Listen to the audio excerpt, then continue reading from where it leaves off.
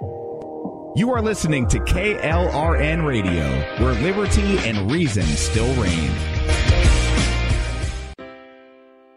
Most writers and radio show hosts know that to connect with your fans, you need to do more than just write books or record the latest podcasts. There are many different elements that go into forming an online platform, but there are also many hidden traps. To make matters worse, solid advice on how to survive the muddy waters is scarce. In the book Hidden Traps, I talk about some of the important issues of working with an online platform, highlighting traps that could put your physical or internet security at risk or be harmful to your reputation. Are your social media posts just links with a few disjointed words, making you look like someone who can't complete a sentence? Did your new website cost you more than you anticipated? Are you leaking your personal contact details across the web without even knowing it? Then you need Hidden Traps. Hidden Traps is now available in paperback and ebook from a variety of retailers, including Amazon, Barnes & Noble, and Kobo. Visit blackwolfpublications.com for more details. If you're 85 or younger, would you like peace of mind and comfort for your family? We're Final Expense Direct with an urgent message for you. The average funeral today costs over $8,000, but the most you'll get from government benefits is $255. How will your family pay the difference? We can help. Our senior plans start as low as just $1 a day and pay up to $30,000 for a funeral and other final expenses. Peace of mind is easy. There's no medical exam. You'll have lifetime coverage, and your plan can't be canceled as long as you pay your premiums. Call now for free information about our senior plans. Answer a few simple questions and receive approval right on the phone. Plus, call right now and we'll give you a discount prescription card for free. Call 800-553-8687. That's 800-553-8687. Again, 800-553-8687. KLRN Radio has advertising rates available. We have rates to fit almost any budget. Contact us at advertising@klrnradio.com.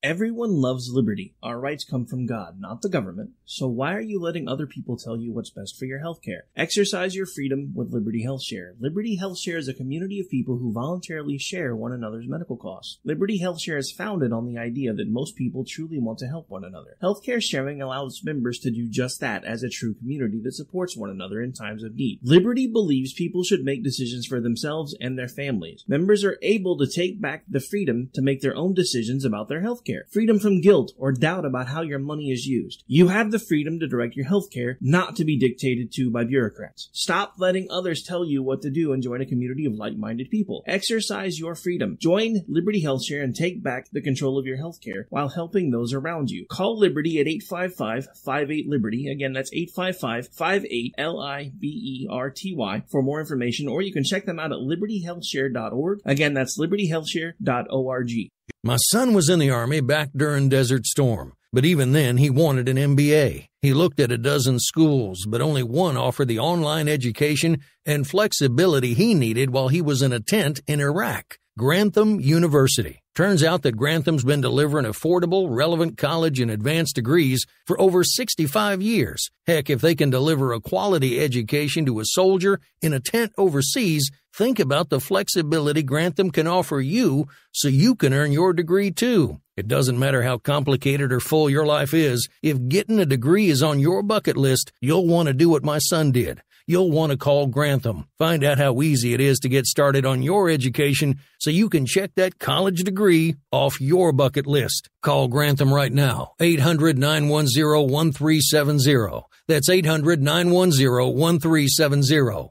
Flexible, affordable, relevant. Call 800-910-1370. At St. Jude, our family never sees a bill at all. It's like the world has been lifted off of your shoulders. St. Jude Children's Research Hospital. Finding cures. Saving children. Learn more at stjude.org.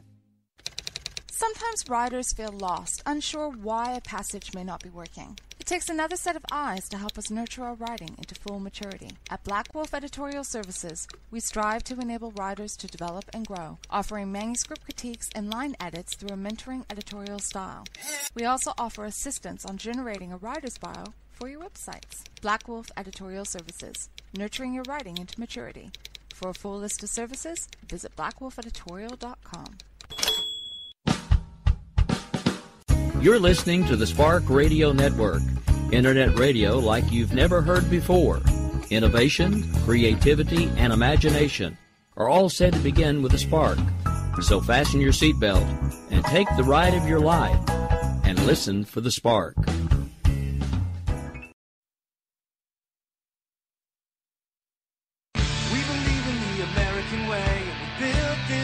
Called the USA, and we fly our flag cause we're proud and free, we're Americans.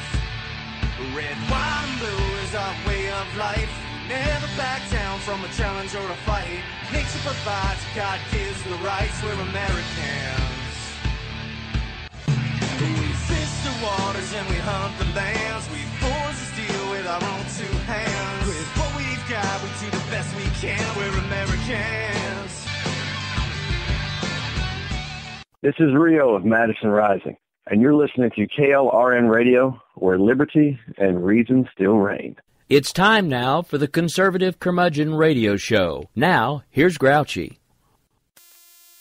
Good evening, everybody. It's great to be back with you.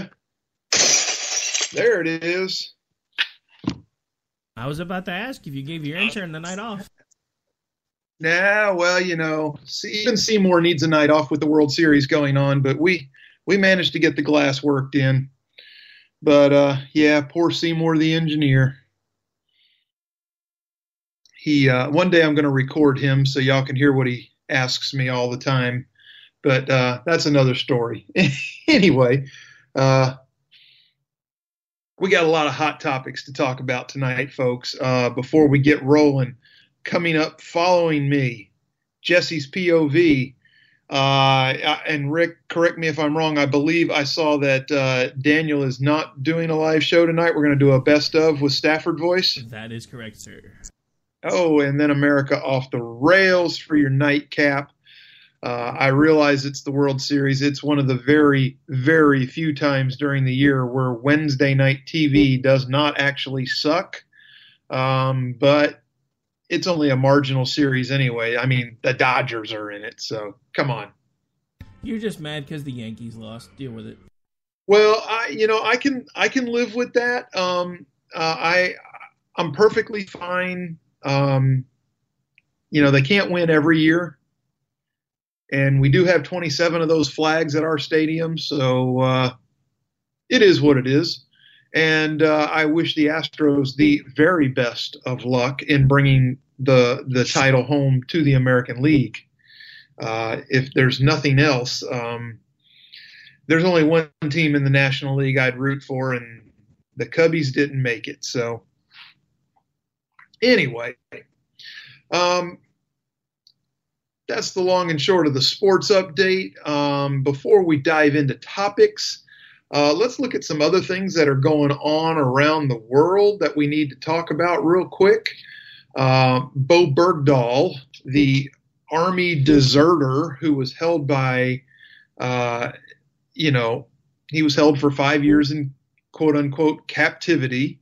But that was because he deserted and left his post like he wasn't supposed to. Anyway, we're in the sentencing phase of his trial now. This is pretty crucial. The testimony in the sentencing phase has been brutally emotional. These men that were wounded looking for him, the canine handler who lost his canine unit looking for Bergdahl, weeping openly while giving testimony. I have a feeling that even though they're, what the military really wants is to take a little bit of his 5 years that he was quote unquote held into consideration for his sentencing, but I wouldn't have a problem if this guy was making little rocks out of big rocks for the rest of his life. I definitely don't see them giving him the death penalty. I'm sorry. It's, I'm not saying he doesn't deserve it. I'm just saying that they're not going to give it to him. I'd be shocked. I'd be shocked at anything that went beyond 20 years. I would be pleased if it went beyond 20 years, but I would be shocked. So anyway, there is that going on. We know, again, like I said, they're in the sentencing phase right now. This is going to wrap up pretty quick. We're going to get a sentence on Bo Bergdahl probably before Halloween, I would imagine. And what else is going on? Let's see. We know that the corruption trial for sitting senator from New Jersey, Robert Menendez, is still ongoing. But you wouldn't know it if you were paying attention to the mainstream media, because they couldn't possibly care less about one of their fellow liberals that's being tried for corruption and bribery and this and that and the other thing, and who knows what else might spill out from this. But the media doing a fantastic job of ignoring the Menendez trial altogether. I guess they figure 2 Menendezes in prison for the rest of their life are enough. Hey, what do I know, though? Let's see. What else is going on? Has our president shot his mouth off about something stupid? Well, it is a day that ends in Y, but all right, I don't guess I remember a whole lot more about what might be going on. Do I?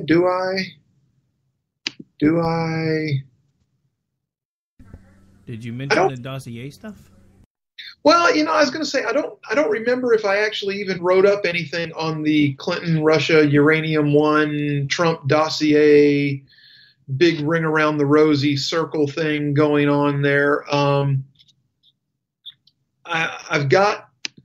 do have a little thing here about the Clinton, Russia, Uranium One scandal, about what you really need to know, details. And I could touch on that, but we'll see what time holds and whether I actually, it tells you how good I remember my notes, right? That's why I keep them in front of me. Whether I actually put some of this into tonight's show. But anyway, I guess we're good to roll here.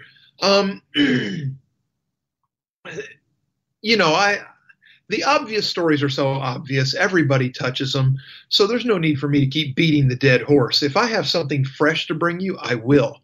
But this is something that really caught my eye, and I wanted to bring this to you. So according to the United States Inspector General, 13 Afghanis who came to the United States for military training between the years of 2005 and 2017 went AWOL while in the U.S. and have still not been accounted for.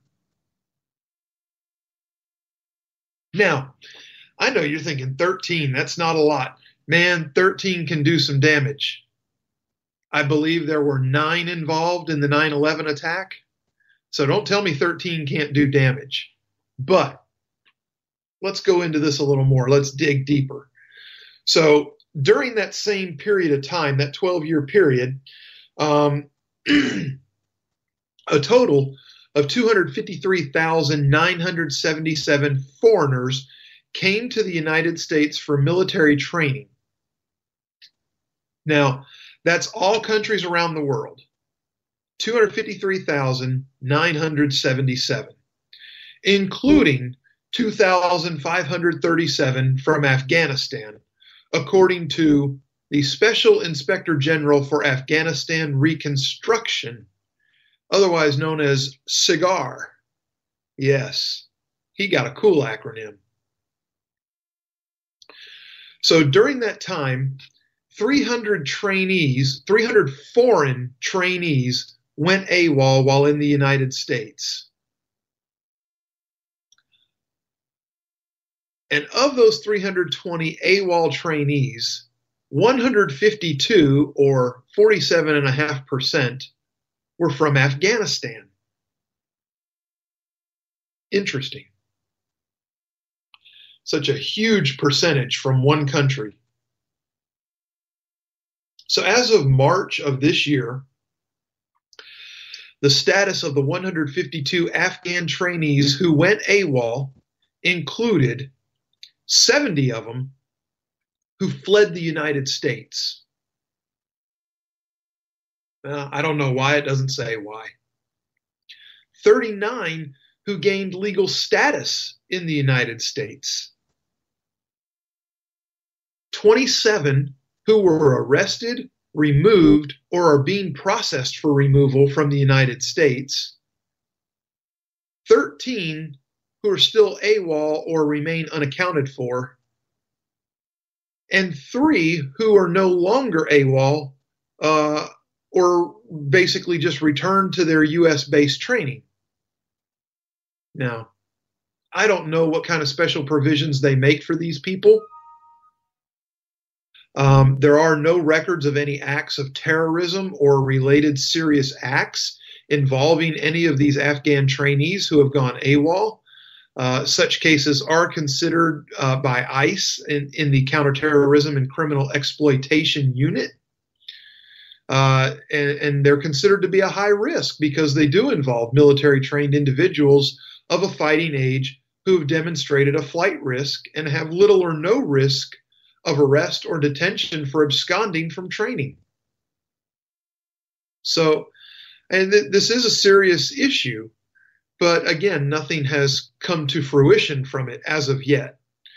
The report notes that Afghan military trainees that went AWOL from 23 different locations in the United States, the largest number, 56, went AWOL from Lackland Air Force Base in San Antonio, Texas, where Afghan trainees are required to attend English language training. 16 from Fort Rucker in Alabama, 13 from Fort Benning in Georgia, and 11 from Fort Leonard Wood in Missouri. Or, if you're dyed in the wool, Missouri. According to current and former trainees interviewed by SIGAR, I love that acronym, the reasons most often cited by Afghans were personal and or family safety concerns and perceived job insecurity in Afghanistan following the training.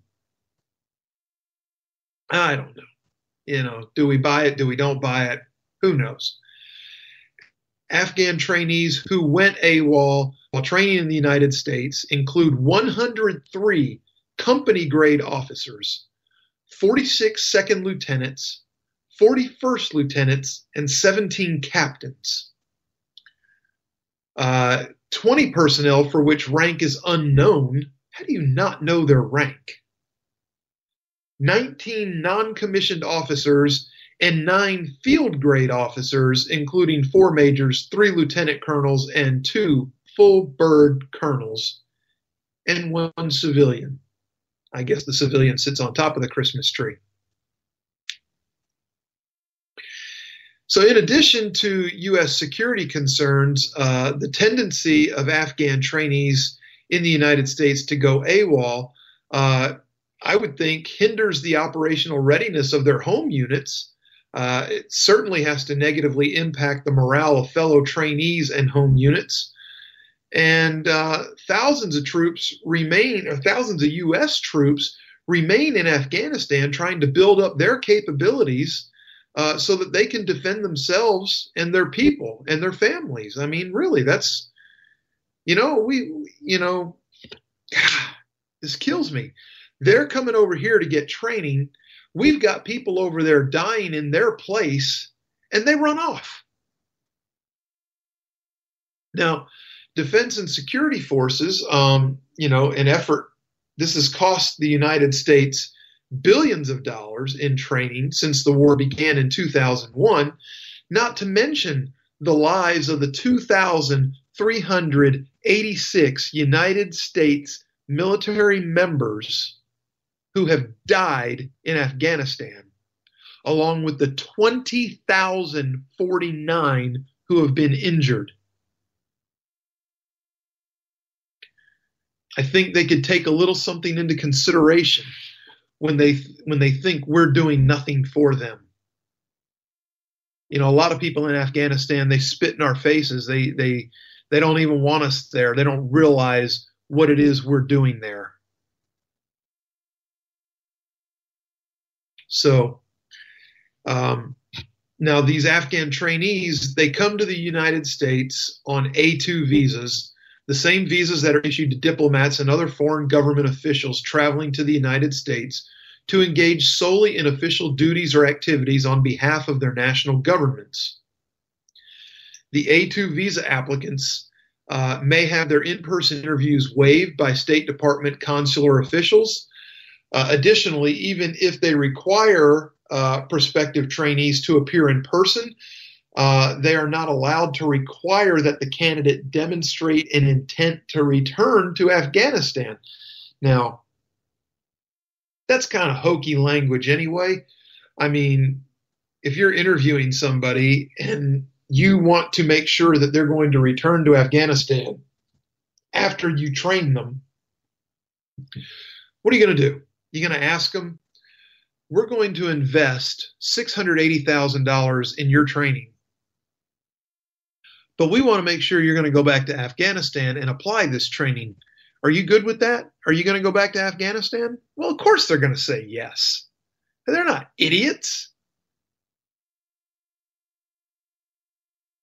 So anyway, they're not allowed to require that the candidate demonstrate an intent to return to Afghanistan following the completion of training, as is the case for B1 and B2 visa applicants.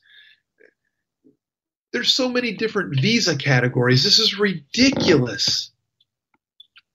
So the limited vetting of the A2 applicants creates potential national security vulnerabilities for us here in the United States. Cigar found that the likelihood of Afghan trainees to go AWOL has increased in recent years as the security situation in Afghanistan has continued to deteriorate. The issue of Afghan trainees going AWOL continues to be a problem. Now, this Inspector General report recommends improvements in the process for selecting and vetting personnel for training. You think? And if corrected, these processes could help improve the likelihood that Afghan trainees will complete their training, return to Afghanistan, and put to use the knowledge, skills, and ability garnered through the advanced U.S.-based training. I think we need to do more to keep eyes on these people, to track them, to make sure that they're doing what they're supposed to be doing. So, that being said, I heard Sunday, as we move on, I heard Sunday on Meet the Press, and yeah, sometimes I do watch these silly Sunday morning talk shows. Lindsey Graham, of all people, Lindsey Graham, Mr.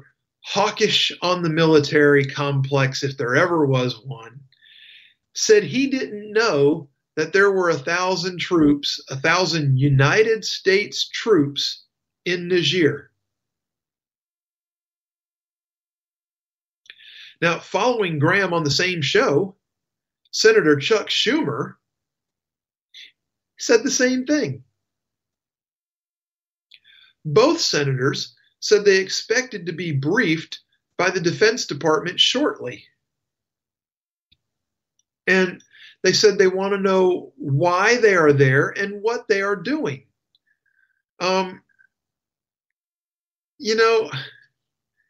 Here's what I have to say. It doesn't take a whole lot. If Lindsey Graham would like to have his questions answered, he could just call me instead of waiting for his briefing. Here's what's going on in Niger. Our military is there as part of a counterterrorism mission to train Niger's military to help fight Islamic extremists in neighboring countries, namely Mali. But we do deal with other areas too, like Cameroon and Nigeria. We actually sent troops there in early 2013. Okay, keep this in mind. Early 2013, to help the French military that had already been intervening in neighboring Mali from the previous year. The French had moved into Mali after an al-Qaeda affiliated group and tribal groups took over the vast northern part of that country and were moving toward the capital of Mali. As part of the U.S. effort to assist that mission, then President Barack Obama ordered 150 U.S. military personnel to set up a surveillance drone operation over Mali that would fly from Niger's capital of Niamey. Okay, so how many troops are in Niger? Between 800 and 1,000 right now. They're not giving a specific number, but they said between 800 and 1,000. Now, I know you're thinking this is ridiculous. Why do we have so many of them over there? Catch this. The vast majority of our troops that are over there are construction crews working to build up a second drone base in Niger's northern desert.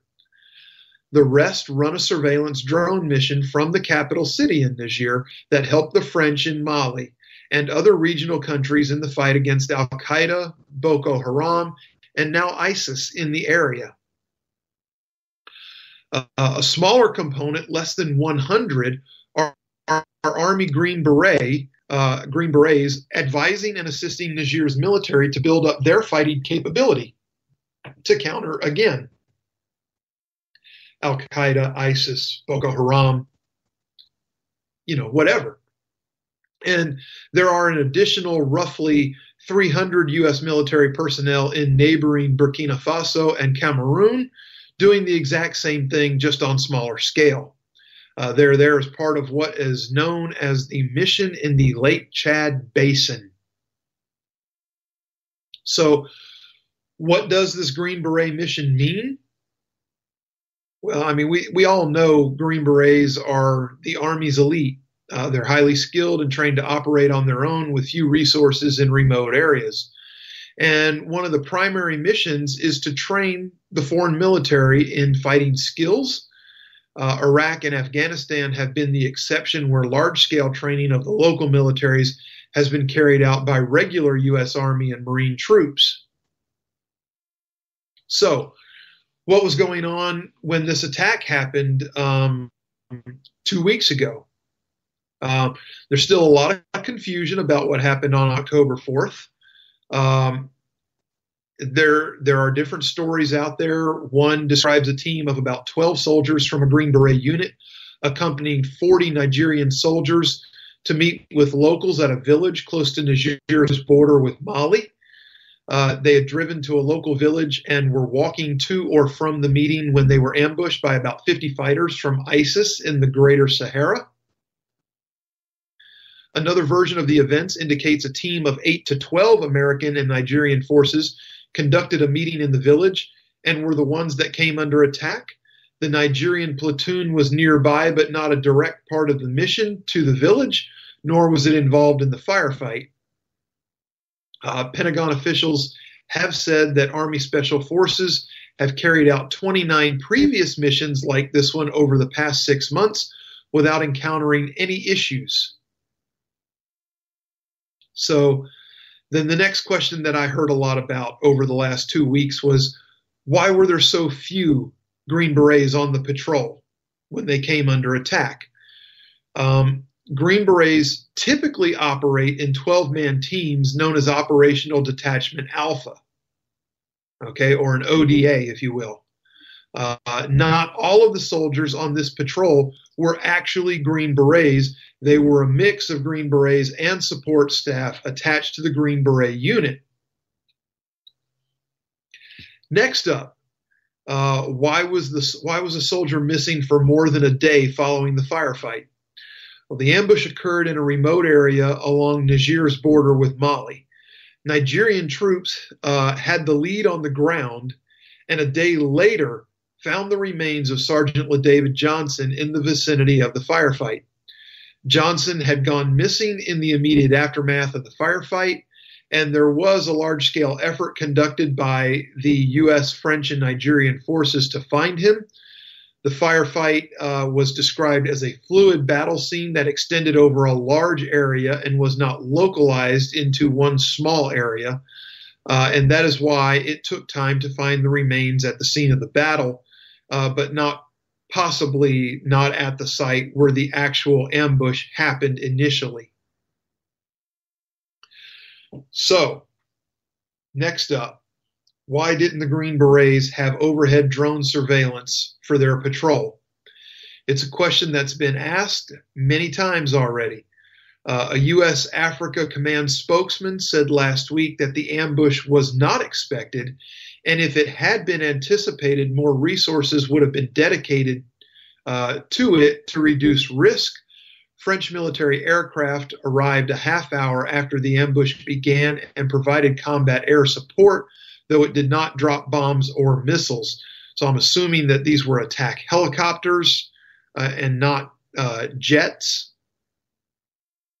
Jets would have dropped a bomb or thrown a tomahawk or something like that, or some kind of sidewinder.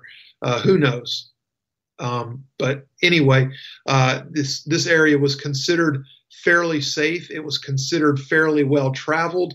Again, these missions happen regularly and had done so without issue for quite a while. So, what about the quote-unquote golden hour to evacuate combat wounded for medical treatment?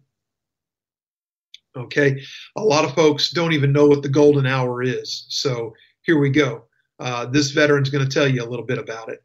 The different branches of the United States military operate all over the world, either in joint training missions, unilateral combat missions, or military exchanges. The Pentagon takes the golden hour seriously, and they do strive to meet it essentially as a goal. But it is not a law. It is not a requirement of any kind. Given that there are U.S. troops around the globe operating around the clock, American helicopters and planes cannot be everywhere. On this patrol, French military helicopters, there we are, helicopters, responded shortly after the attack, and a U.S. reconnaissance drone was overhead a half hour after the attack.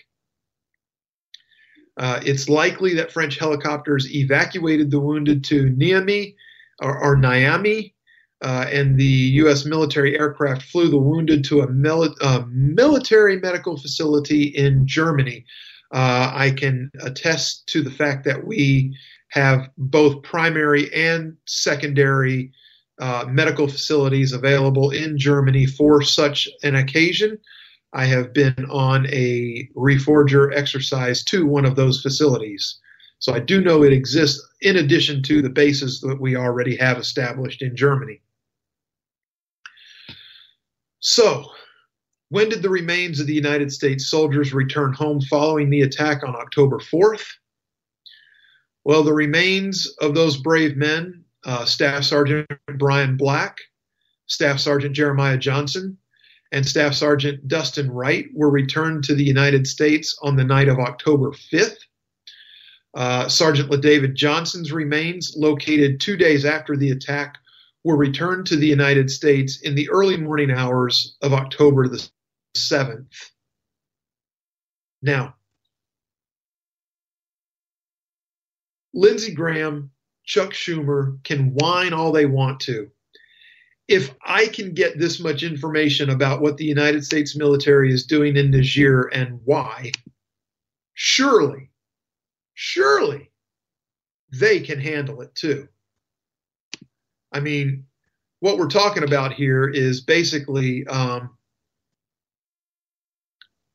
the best friend of John McCain, claiming that neither he nor McCain really knew what was going on. And for two guys that are so military hawkish, I just find that hard to believe. Well, does McCain ever really know what's going on?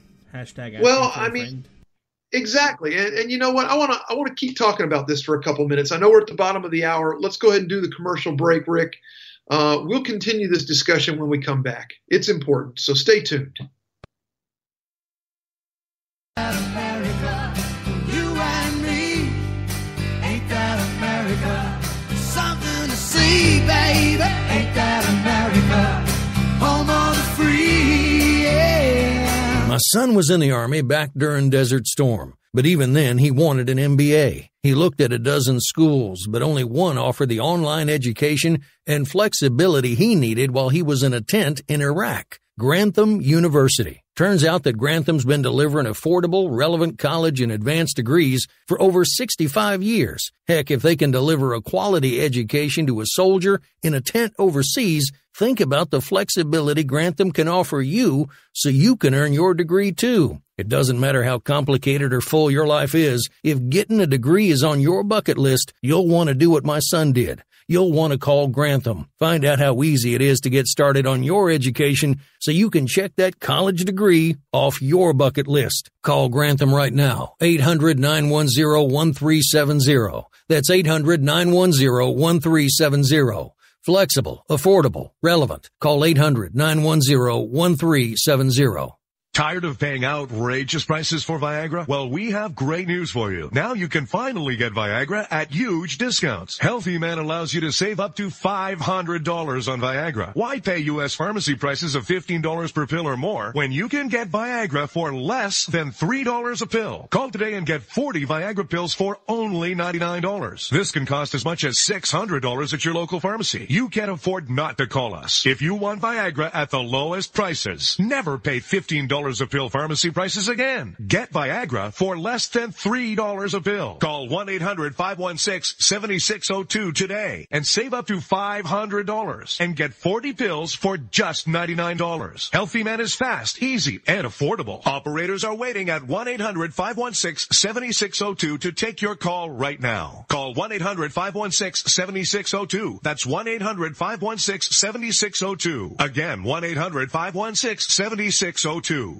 Attention business owners and independent contractors. This is a money-saving message from Tax Mediation Services. If your business owes $20,000 or more in taxes, we can help you today, right now. Listen, dealing with the IRS is no picnic. It's an intimidating and extremely stressful process, and you don't want to go it alone. Our attorneys know every law, every tax break, and every possible opportunity to help you resolve and reduce your tax debt. And if you owe more than $20,000, you may be at the top of their hit list. So don't take your tax debt lightly, because it will not go away on its own. The IRS can seize your bank accounts, your home, and even shut down your business. Call our tax experts today at 1-800-783-0810 and let us deal with the IRS while you focus on your business. That's 1-800-783-0810. Again, that's 800-783-0810.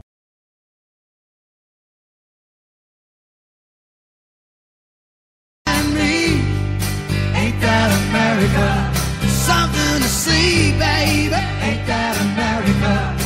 Home of the free, yeah. All right. Welcome back. So when we went to break, we were talking about Graham and McCain and Schumer all whining about what our troops are doing in Niger and how come we don't know. And folks, I'm telling you, like I was just telling Rick off, while we were off the air during the commercial break there, I picked up the telephone, I made one call, and I got all that information I just read to you about what our troops are doing in Niger. I have no security clearance. I left the military in 1995. 95. Man, nobody knows me. All that stuff is non-classified. You're telling me that 3 senior United States senators don't know what the hell our military is doing? All right, but and Rick hit the nail on the head. He actually did. And not that that's a surprise. Rick's top notch, but he struck the nail firm and hard during the break quickly. I need your address so I can send you that check for the compliment. Yeah. It's in the mail already. Anyway, but it's the narrative, and they want to be spoon-fed. They don't want to do work. These senators, they have staffs in D.C. Their people should know what's going on to brief them. So, and this garbage about we don't know exactly where we're at in the world militarily and what we're doing. So here's Lindsey Graham saying that John McCain is trying to create a new system to make sure that we can answer the question why we were there. We'll know how many soldiers are there, and if somebody gets killed there, that we won't find out about it in the paper. This is garbage, folks. And John McCain, Graham was saying that he thinks that McCain and General Mattis are going to come up with this new process.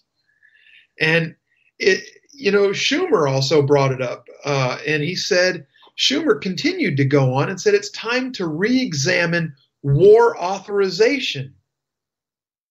Okay? He said it's time to re-examine the current authorized use of military force that is now 16 years old, dating back to the 2001 effort to eradicate al-Qaeda in Iraq and Afghanistan. Now, here's where I'm going to go.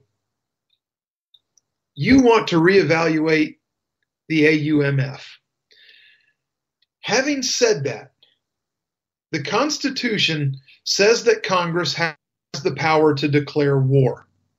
And if you are in a long-term war, Congress ought to be able to keep that ability up to an extent. The president does have the emergency power to declare war when necessary. So what they're saying is they want to re-examine the AUMF, and here's what it bothers me. They're worried about it being 16 years old.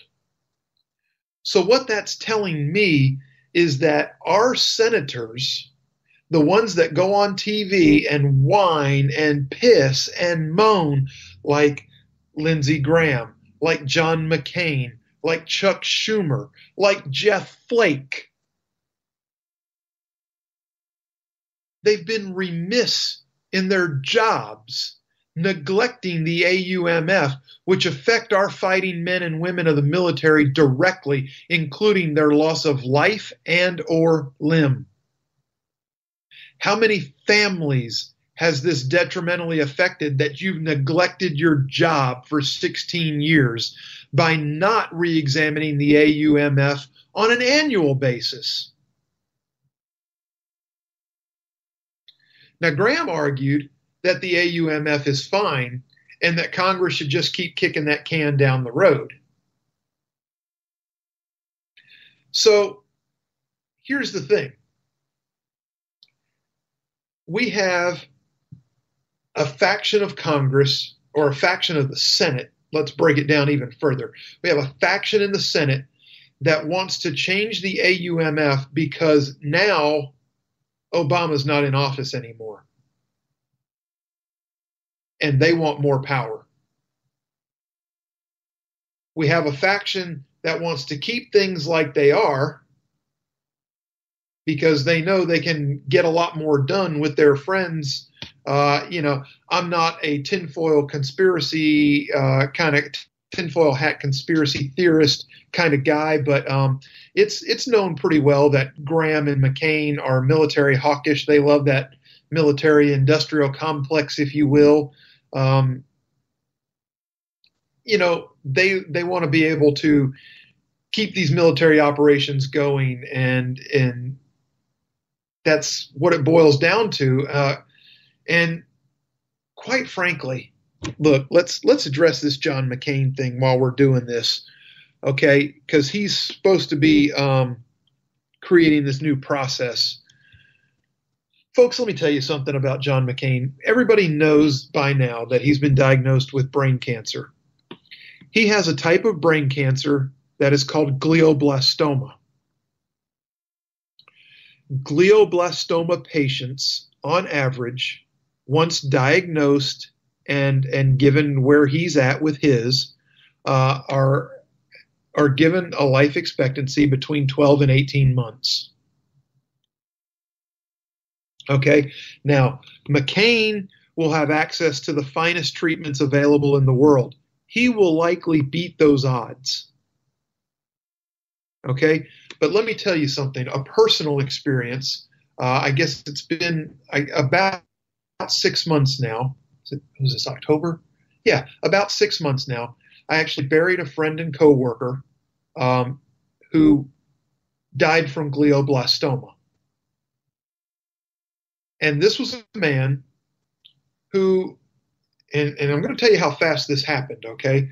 This is a man who at Thanksgiving, we were joking with and asking him if he was going to visit his kids out in Arizona. And he said no, he was going to wait and do that at Christmas. And everything was fine. We took our little Thanksgiving break. We came back to work. And over the next few weeks between Thanksgiving and Christmas, we just noticed that he wasn't feeling as jovial as normal. You know, we'd ask him if he was okay, and he'd be like, yeah, I don't know what's really wrong, and blah, blah, blah, blah, blah, and, you know, blah, blah, blah. He comes back from Christmas break, and the very first day back from Christmas break, he was asked to perform a task, and we work in computer networks. He was asked to perform a simple task that normally takes about 3 minutes, and it took him all day to do it because he couldn't process the steps in his head from the glioblastoma. He couldn't think straight enough like he did just 3 weeks before. At the end of the day, he had still not completed this simple task. And a couple of us really started showing some concern. The next day, he was asked to do something else and was completely unable to even verbalize why he couldn't do it. He was sent home and told to go see a doctor before he came back to work. He saw a doctor. The doctor examined him, and they ordered CAT scan. So about 3 days later, he had a CAT scan done. A week after that, he went into the hospital to have a biopsy done. They found spots. This guy had a spot in his brain that it had to be biopsied.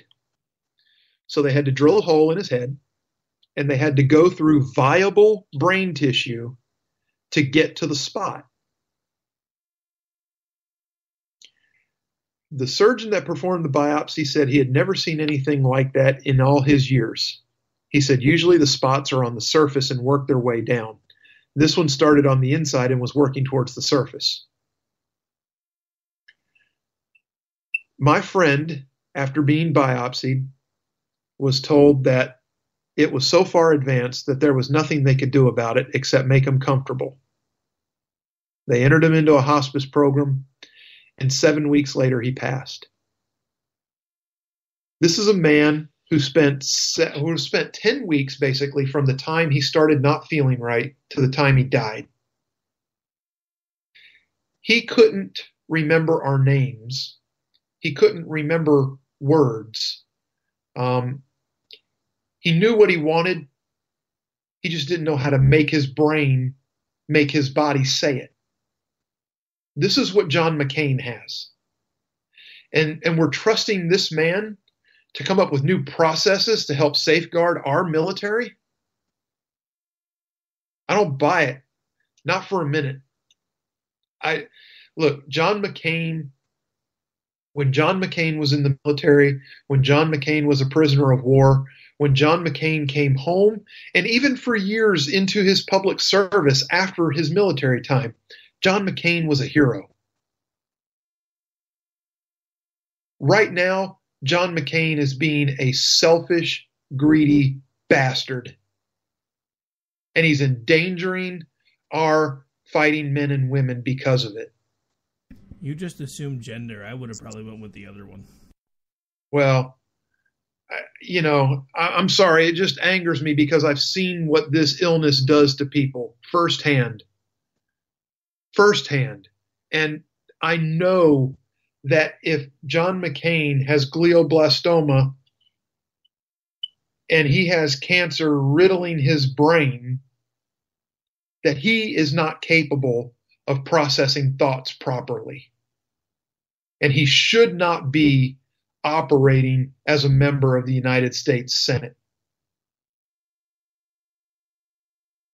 And I'm sorry, you can call me whatever you want to call me. I'm insensitive, I'm heartless, I'm whatever. I'm honest. So that's what we have going on with Congress and their ideas of what may or may not be going on. With our military, it's a farce. And Rick, you hit it during the break. It's their narrative. They have to push the narrative. They make it sound like the White House is somehow using the authorization for the use of military force to subvert the power of the Senate. And nothing could be further from the truth. If anything, this White House that we have now, the White House itself, let's stick to not cabinet members, but the White House administration itself, probably didn't even know what the hell an authorization for the use of military force was when they took over. I mean, let's be honest. We would never get that admission, but that's okay. We know General Mattis knows what it is. But to think that anybody in the White House, stay maybe Vice President Pence, because he was a member of the Senate, I bet you he knows what an AUMF is.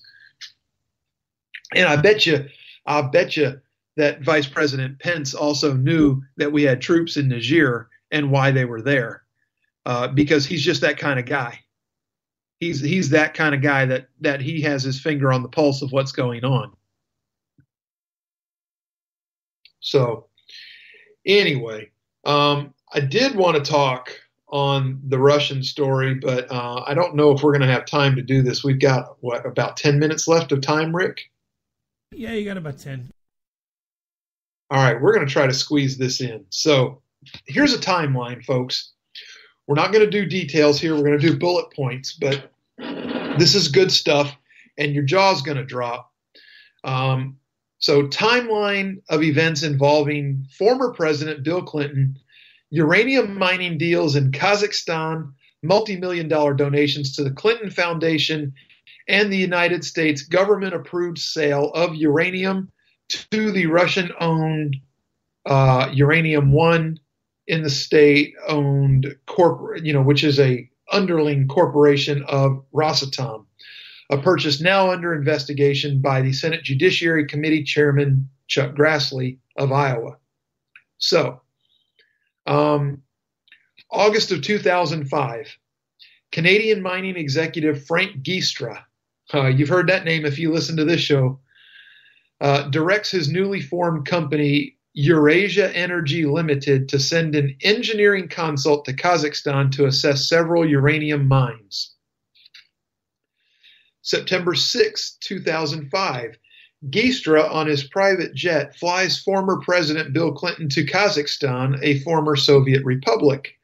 After landing in the city of Almaty, Giestra and Clinton have dinner with Kazakhstan's authoritarian president Nursultan Nazarbayev.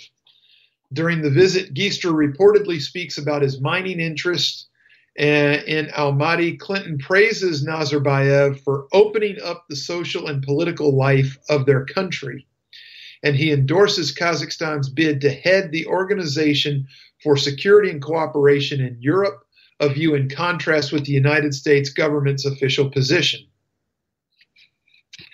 Clinton's remarks hand the Kazakh president a propaganda coup, and Kazakhstan highlights Clinton's endorsement in news releases. September 8th and 9th of 2005, Giestra's fledgling company, Eurasia Energy, signed a preliminary deal giving it stake in 3 uranium mines controlled by the state-run uranium agency Kazatomprom. Kazatomprom had to approve the deal according to its then CEO, Mukhtar Dashkiev, and he added that President Nazarbayev ultimately signed off on the transaction. The monster deal stunned the mining industry, turning an unknown shell company, Eurasia Energy Limited, into one of the world's largest uranium producers overnight. 2006, Frank Giestra donates $31.3 million to the Clinton Family Foundation. Neither Giestra nor Clinton disclosed precisely when the donation was made. September of 2006, Giestra co-produces a gala for Bill Clinton's 60th birthday, which raises $21 million for the Clinton Family Foundation. February of 2007, Giestra's company, Eurasia Energy, merges with Vancouver-based Uranium One, a reported $3.5 billion deal. In Uranium One, Eurasia Energy is still controlled by one of its investors, Ian Telfer, a Canadian. In 2007, Kazatomprom CEO Dashkayev travels to Chappaqua, New York, and meets with Bill Clinton in his home, a meeting arranged by Giestra.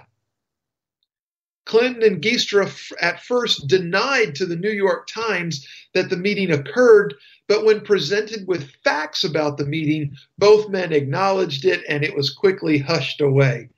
Giestra also admitted that he had arranged the gathering, claiming that the event escaped his memory until they raised the point. Dashkayev said he had a vivid memory of his Chappaqua visit and a souvenir to prove it, a photograph of him and the former president together. I hung the photograph of us, and people ask me all the time if I met with Clinton, and I tell them, yes, I was happy to meet with him, he said proudly. In 2007, Ian Telfer donates no more than $250,000 to the Clinton Family Foundation. Later in 2007, Giestra sells his stake in Uranium One for a reported $45 million. In April of 2007, in addition to its newly acquired assets in Kazakhstan, Uranium One starts buying uranium mines in Utah, Wyoming, Texas, and Utah. I said Utah. Okay, so anyway, May to June of 2009, Kazatomprom CEO Dashkayev is removed from his position and arrested on charges that he illegally sold uranium deposits to foreign companies, including at least some of those won by Mr. Giestra's Eurasia and now owned by Uranium One. Later in June of 2009, Rosatom, the Russian Federation state corporation that oversees nuclear energy, seeks to buy into Uranium One.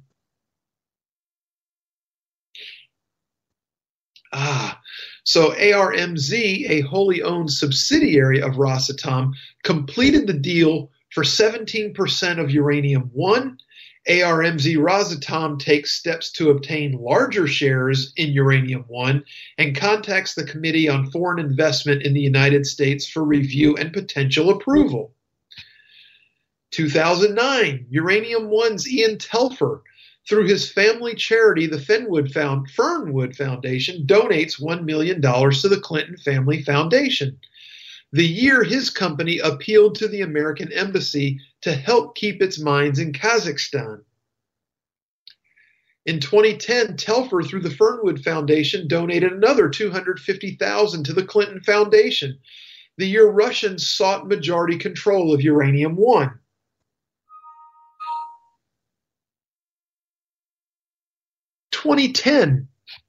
June, Clinton gives a speech in Moscow, receives $500,000 in fee paid for by Renaissance Capital, a Russian investment bank with ties to the Kremlin and whose analysts talked up uranium-1 stock, saying in a July report that it was the best play in the uranium markets.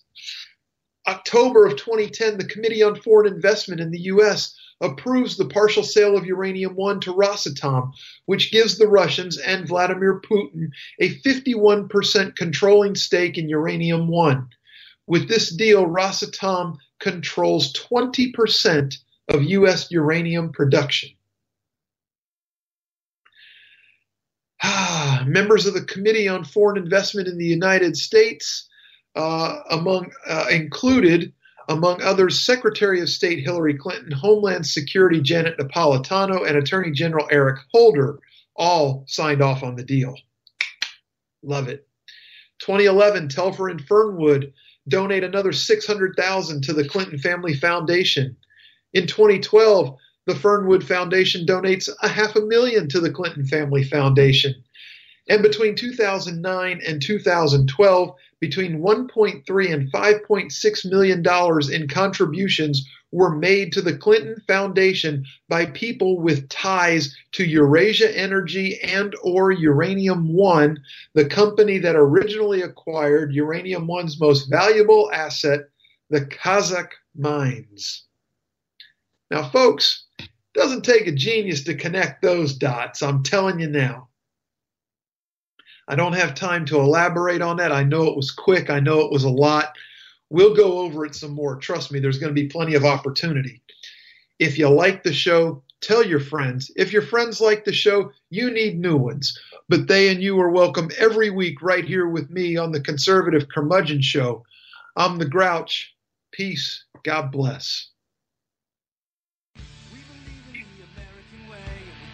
This country called the USA, and we fly our flag 'cause we're proud and free. We're